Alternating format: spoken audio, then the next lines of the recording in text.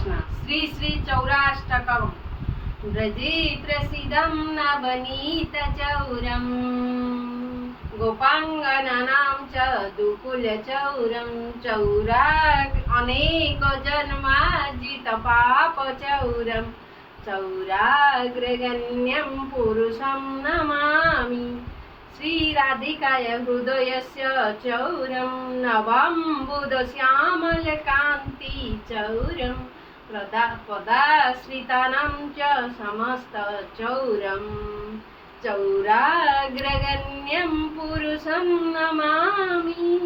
अकिञ्चनीकृत्य पदाश्रितं यः करति भिकुं पथिगेहहीनं केनाप्यहो भीषणचौरैदग् दृष्टः श्रुतवान् जगत्त्रयेऽपि यदीयनामपि हरत्यशेषं गिरिप्रसारणापि पापराशिन् आश्चर्यरूपननु चौरैदग् दृष्टः श्रुतवान् मया कदापि.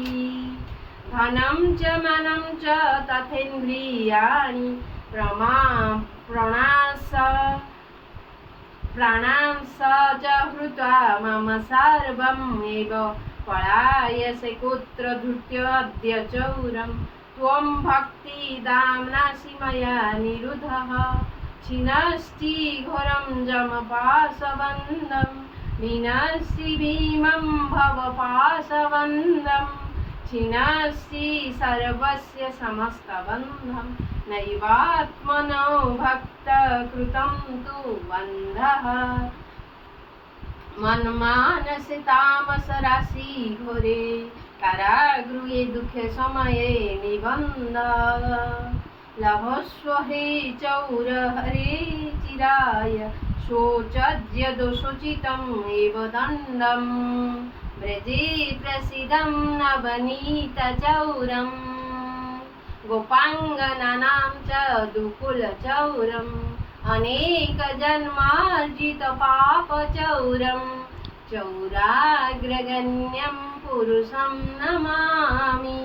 कारागृहे सदा हृदये मदीये मद्भक्तिपाशदृढबन्धननिश्चलः सन् त्वां कृष्ण हे प्रलयकोटिशतान्तरेऽपि सर्वस्य चौर हृदयान्नयि मोचयामि. हरे कृष्ण कृष्ण कृष्ण हरे हरे, हरे राम राम राम हरे हरे.